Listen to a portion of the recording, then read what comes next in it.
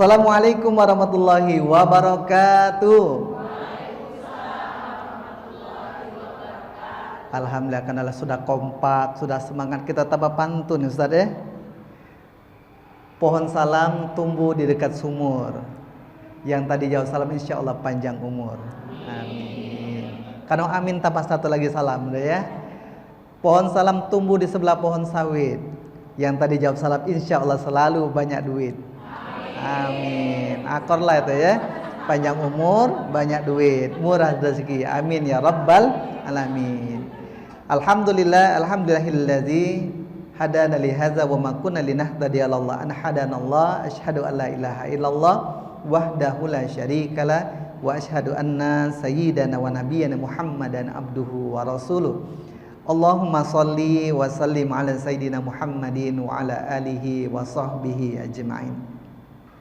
Segala puja dan puji kita panjatkan kehadirat Allah Subhanahu wa taala, teriring salawat serta salam semoga tercurah senantiasa kepada Rasul yang mulia Rasulullah Muhammadin sallallahu alaihi wasallam. Kita hadir di sini pun karena kemuliaan sang pembawa risalah. Mudah-mudahan kita mendapatkan syafaatnya nanti fi yaumil qiyamah. Amin ya rabbal alamin. Hari ini kami akan berbagi sedikit bagaimana pola dakwah. Jadi dakwah mahabbah ala Rasulullah sallallahu alaihi wasallam. Namun sebelum itu, sebagai umat Nabi, salah satu bentuk ungkapan cinta kita kepada Nabi, maka kita hari ini berkumpul merayakan satu momentum yang kita sebut dengan nama Maulid Nabi Muhammadin sallallahu alaihi wasallam. Bukan cuma sekedar merayakan maulid atau merayakan ulang tahun, tapi bentuk ungkapan cinta kita. Betul Bunda? Cinta kita kepada Nabi, dan mudah-mudahan juga kita beroleh cintanya Nabi berupa syafaatnya nanti di yaumil qiyamah. Ada satu pantun kami sampaikan, pergi belanja ke rumah Pak Haji. Cakep. Apa dia ngedem tak ada suara nih ya? Iya, pergi belanja ke warung Pak Haji. Jangan lupa membeli buah. Kalau kita memang ngerasa umat Nabi, marilah kita banyak-banyak salawat agar hidup kita berkah. Ya. Yuk sama-sama kita salawat Bunda. Salatullah salamullah ala Rasulillah. Salatullah salamullah ala Yasin Habibillah. Tawassalna bi bismillah wa bil hadi Rasulillah wa kulli mujahidin lillah bi ahlil badri ya Allah. Jalan-jalan ke Singapura, jangan lupa membeli coklat.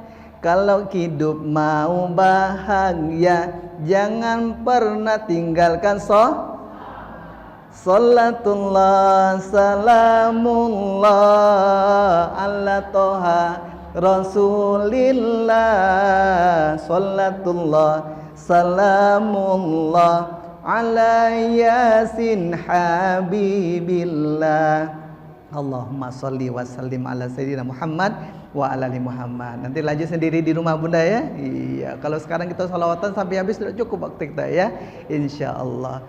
Bukan hanya buat hati bahagia, betul kan Bunda? Hati jadi tenang insya Allah karena salawat ke atas Nabi Muhammadin sallallahu alaihi wasallam.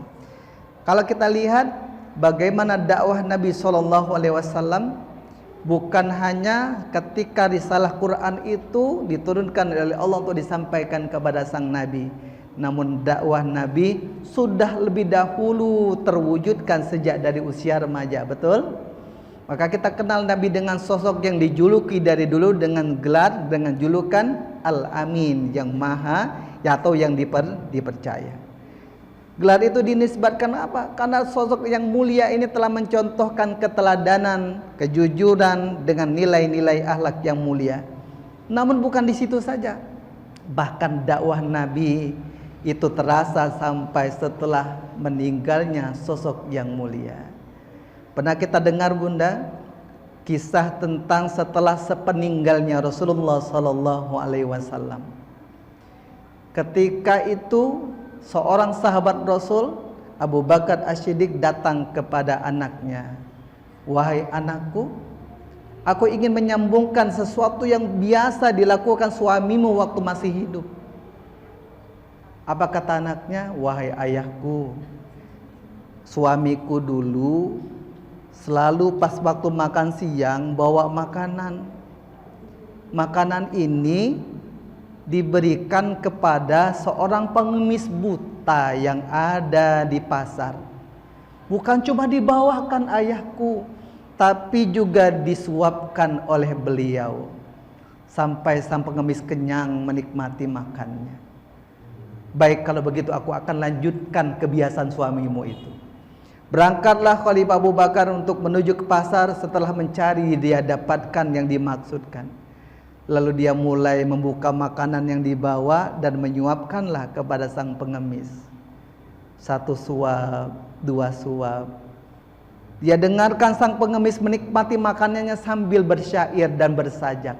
Namun subhanallah, sajak-sajak yang dikeluarkannya atau yang dilantunkannya tidak sedikit pun ada nilai-nilai kebaikan. Karena apa? Semuanya adalah ujaran-ujaran, bentuk-bentuk kebencian kepada Rasulullah sallallahu alaihi wasallam. Perlahan-lahan menjadi mendidih hatinya Khalifah Abu Bakar. Suapan yang tadi pelan dengan penuh kelembutan berubah menjadi tidak nyaman. Sampai akhirnya sang pengemis pun berkata, engkau bukan yang biasa menyuapi aku. Dengan sambil menahan marah, Khalifah Abu Bakar pun mengatakan, benar, aku bukan yang menyuapimu selama ini. Kemana orang yang biasa menyuapi aku selama ini? Kata sang pengemis. Apa kata Khalifah? Dia sudah meninggal. Menangis sang pengemis yang tadi biasa disuapi oleh Rasulullah semasa hidupnya. Aku tahu dia orang baik, tunjukkan aku di mana kuburnya. Aku ingin bertemu dengan dia walaupun sudah dengan kuburnya. Apa kata Khalifah Abu Bakar? Tidakkah engkau tahu siapa yang menyuapi engkau selama ini? Aku tak tahu, tapi aku yakinkan dia orang baik. Apa kata Khalifah? Dialah yang ada di dalam sajak dan syair-syair yang engkau senandungkan. Orang yang engkau hina, yang engkau benci, dialah Rasulullah sallallahu alaihi wasallam. Menangis sejadi-jadinya sang pengemis. Kau saksikan wahai Tuhan, hari ini aku bersaksi dialah sang Rasul Allah.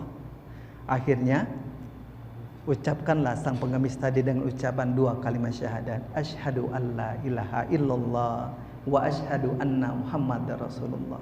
Inilah dakwah penuh kecintaan, dakwah mahabbah yang menjadi keteladanan Rasulullah sallallahu alaihi wasallam. Rasulullah tak pernah berharap hidayah itu datang langsung di waktu itu, tapi dengan penuh kesabaran. Bahkan akhirnya ternyata hidayah itu terbuka, tersampaikan setelah Rasul telah tiada, Rasul telah wafat. Maka kata Allah di dalam Al-Quran, Fabima rahmati minallahi lintalahun, dengan kelemah lembutanmu wahai Rasulullah, itulah yang menjadi bentuk-bentuk kasih sayang kepada umatmu. Maka kita sebagai umat Rasulullah, umat akhir zaman ini, maka tebarkanlah cinta kepada sesama kita. Karena kita tidak tahu, bisa jadi dengan sekecil kebaikan yang kita bisa lakukan akan membawa jalan-jalan kebaikan, jalan-jalan bahkan jalan hidayah kepada orang-orang yang ada di sekitar kita. Tidak sedikit orang-orang tiba-tiba yang mendapatkan kebaikan dari jalan-jalan kebaikan saudaranya. Tidak sedikit orang-orang yang tiba-tiba mendapatkan hidayah karena akhlak mulia dari saudaranya. Dan tidak sedikit tetangga antar tetangga yang awalnya mungkin tak pernah ada rasa kasih, tapi dengan dibukanya pintu-pintu silaturahim akan terciptalah kebaikan. Bunda-bunda, siap kita akan mengikuti dakwah Rasulullah dengan cara cinta dan mahabbah ini. Kita bentuk atau kita tebarkan kasih sayang, kita tebarkan kebaikan-kebaikan, bahkan sekecil kebaikan yang bisa dilakukan mencontoh Rasulullah. Mungkin inilah satu pelajaran berharga yang bisa kita ambil dari momentum Maulid Nabi Muhammadin sallallahu alaihi wasallam. Bunda-bunda solehah semua yang saya muliakan Allah Subhanahu wa taala. Begitu banyak contoh-contoh yang lain yang mungkin tak bisa disebutkan satu persatu, tapi kita bisa cermati, kita bisa pelajari dengan berbagai kisah-kisah yang ada, yang telah dicontohkan oleh teladan manusia, sosok yang terbaik, yang ketika ditanya seorang sahabat pun, sesungguhnya apa yang menjadi tujuanmu hadir ya Rasulullah ke dunia ini? Apa kata Rasulullah? Innama bu'itstu liutammima makarimal akhlak. Aku diutus untuk menyempurnakan akhlak, maka akhlaklah yang menjadi teladan utama yang ditunjukkan oleh Rasul yang mulia, Rasulullah Muhammadin sallallahu alaihi wasallam. Mudah-mudahan jejak langkah itu menjadi sesuatu yang kita bisa upayakan untuk keselamatan hidup kita di dunia dan di akhirat. Mudah-mudahan soleh semuanya. Dan di sisi akhir nanti kita akan buka dialog, kalau ada yang mau ditanyakan, diseringkan dan dipersilakan. Demikian dari kami. Al-abu minkum. Assalamualaikum warahmatullahi wabarakatuh.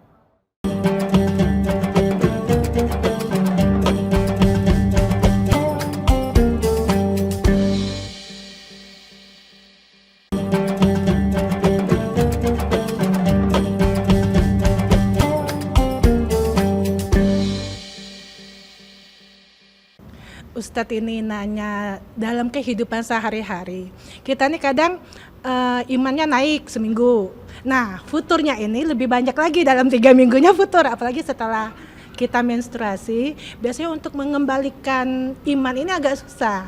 Jadi gimana caranya Ustadz biar booster iman ini semakin baik, jadi nggak kelamaan futurnya? Itu aja Ustadz. Assalamualaikum warahmatullahi wabarakatuh. Waalaikumsalam.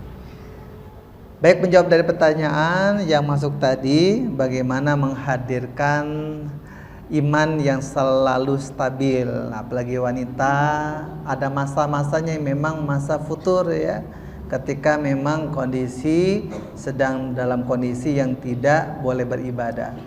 Dalam kondisi setelah ataupun masa mendekati masa datang bulan atau setelahnya, tentu untuk memulai lagi itu perlu mengkondisikan hati lagi Bunda ya. Maka di sini kan bisa kita hadirkan untuk menghadirkan satu kondisi yang sama atau satu circle, kata anak-anak muda sekarang itu, di dalam suasana yang membawa kepada keimanan. Dengan hadir di sini seperti kata Ustadz Denny tadi, hadir di dalam majelis taklim, majelis ilmu, insya Allah mudah-mudahan itu membawa kepada circle, kepada atmosfer yang membawa kepada keimanan agar menjadi stabil kembali. Jadi bagaimana caranya? Banyak-banyak hadir Bunda ke majelis taklim. Insya Allah mudah-mudahan tercipta ya. Apalagi sekarang ini memang majelis taklim di mana-mana ya. Walaupun tadi ada yang ngumpul di rumah, ada yang di masjid. Silakan. Setiap segala sesuatunya pasti ada kebaikan. Cuma hati-hati tadi kata saudara ini pesannya, jangan terjebak ke majelis setelah majelis taklim. Majelis apa? Majelis ngerumpi, majelis ghibah ya, majelis lain-lainnya yang membawa kepada keburukan.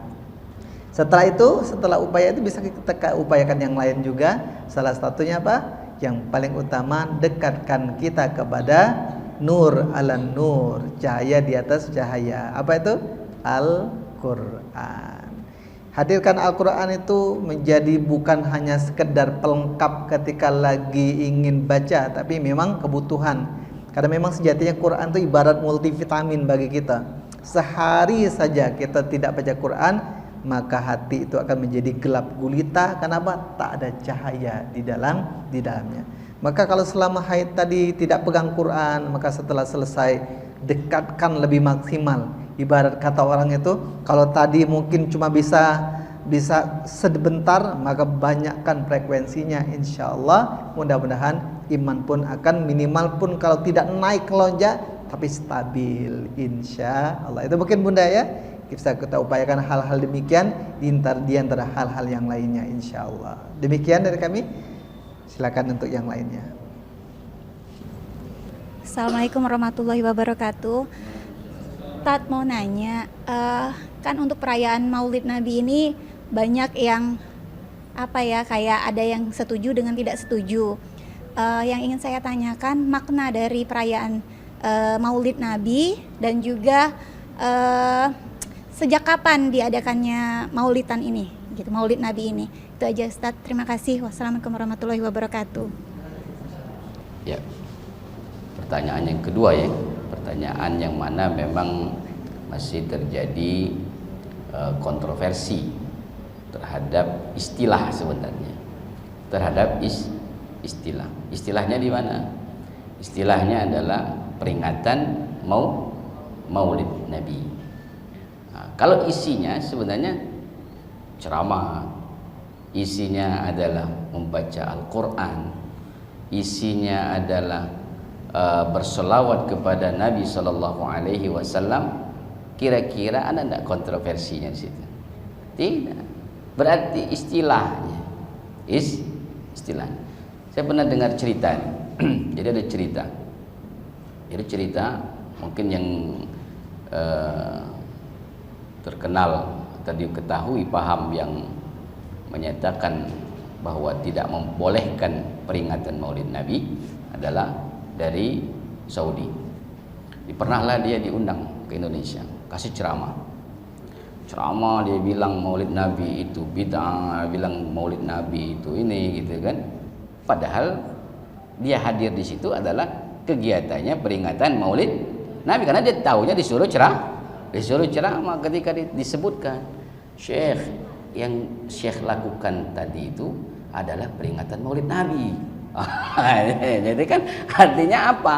Artinya apa yang kita lakukan ini adalah sekadar apa tadi itu? Penyebutan istilah peringatan. Tetapi pada dasarnya kita adalah meningkatkan keimanan, memberikan pemahaman keagamaan, ya. Kemudian mempersatukan umat. Kalau kita sering duduk berjamaah bersama, maka ini persatuan umat itu akan semakin erat.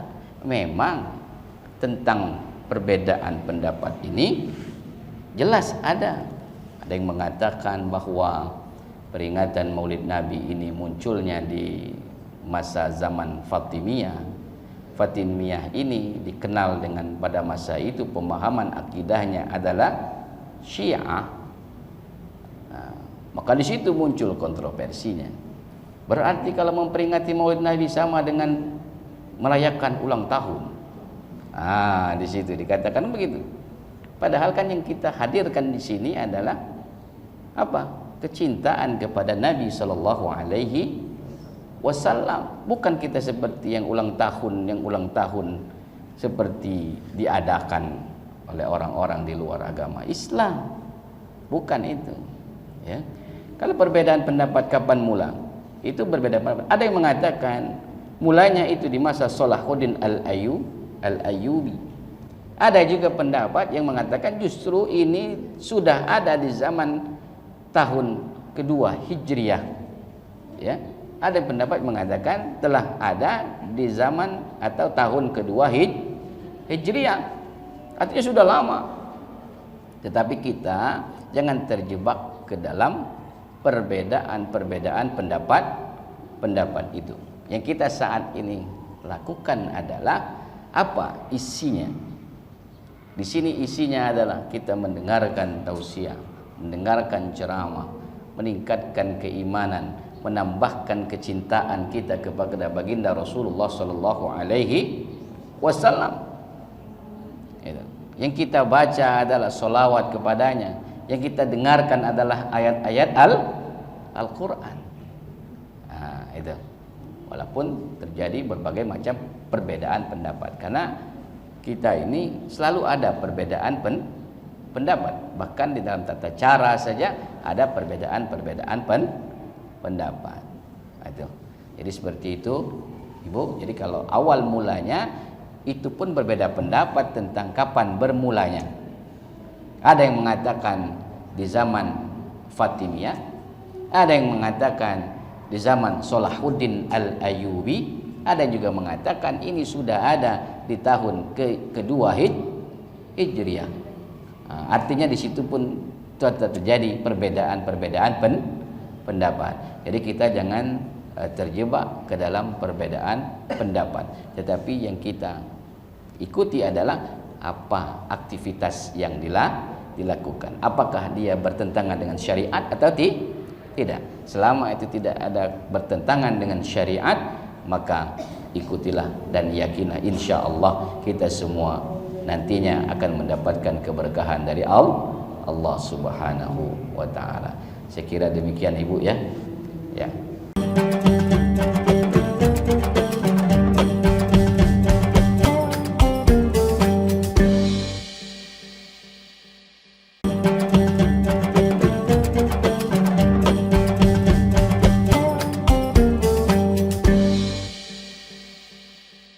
Assalamualaikum warahmatullahi wabarakatuh. Sayyidina Rasulillahi ajma'in. A'udzubillahi minasyaitonirrajim. Bismillahirrahmanirrahim. Alhamdulillahi rabbil alamin. Allahumma shalli wa sallim ala sayyidina Muhammadin wa ala ali Muhammad. Al-Fatih lima ughliq wal khatim lima sabaq wan nasidil haqq bil haqq wal hadi ila siratikal mustaqim wa ala alihi haqqa qadrihi wa miqdarihi al-azim. Allahumma ighfir lana wa li walidina warhamhuma kama rabbawna shighara wa li jami'il muslimina wal muslimat wal mu'minina wal mu'minat al ahya'i minhum wal amwat innaka ala kulli syai'in qadir. Allahumma a'inna ala dzikrika wa syukrika wa husni ibadatik. Allahumma rabbana, kami hadir ya Allah pada hari ini dalam rangka ungkapan kasih sayang kami, cinta kami, mahabbah kami kepada Rasul-Mu ya Allah.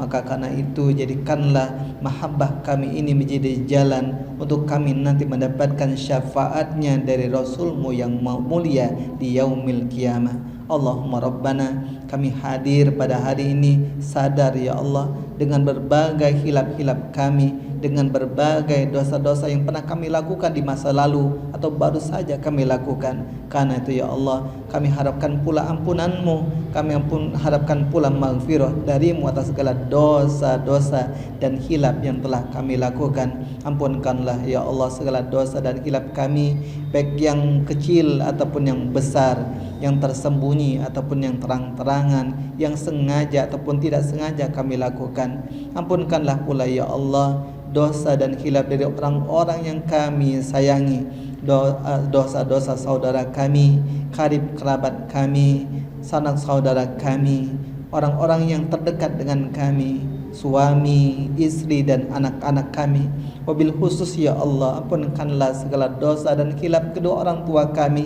Bagi orang tua kami yang masih hidup, jadikanlah di usia senjanya dapat dia isi dengan hal-hal yang manfaat, ibadah yang tetap terjaga kepada-Mu ya Allah. Dan juga bagi orang tua kami yang sudah tiada, yang saat ini sudah terbaring di alam barzah, hantarkanlah ya Allah doa dan munajat kami pada siang hari ini sebagai kado terindah baginya. Lapangkan kuburnya ya Allah, terangilah kuburnya ya Allah, jadikanlah barzahnya, kuburnya bagaikan taman-taman surga-Mu. Allahumma rabbana, jadikanlah pertemuan ini menjadi pertemuan yang Engkau berkah dan Engkau ridhoi. Jadikanlah ya Allah sebagai penyemangat kami untuk dapat mengamalkan sunnah-sunnah-Mu, sunnah-sunnah dari Rasul-Mu menuju kemuliaan kepada-Mu, menuju jalan-jalan yang Engkau ridhoi. Rabbana taqabbal minna innaka antas samiul alim wa tub alaina innaka antat tawwabur rahim. Rabbana atina fid dunya hasanah wa fil akhirati hasanah wa qina adzaban nar. Wa sallallahu sayyidina Muhammadin nabiyil ummi wa ala alihi wa sahbihi ajma'in. Subhana rabbika rabbil izzati amma yasifun wa salamun alal mursalin walhamdulillahi rabbil alamin.